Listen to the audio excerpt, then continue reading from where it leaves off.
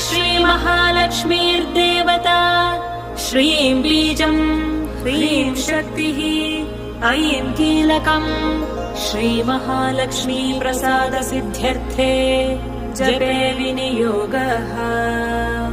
अथ ध्यानम्। हस्तद्वयेन कमले धारयन्तीं स्वलीलया हारनूपुरसंयुक्ताम् लक्ष्मीं देवीं विचिन्तये। पीतवस्त्रां सुवर्णाङ्गीं पद्महस्ताङ्कजान्विताम् लक्ष्मीं ध्यात्वेति मन्त्रेण स भवेत् पृथिवीपतिः। मातुलिङ्गं गदां खेटं पानपात्रं च बिभ्रतीम् नागं लिङ्गं च योनिं च बिभ्रतीं चैव मूर्धनि। वन्दे लक्ष्मीं परशिवमयीं शुद्धजाम्बूनदां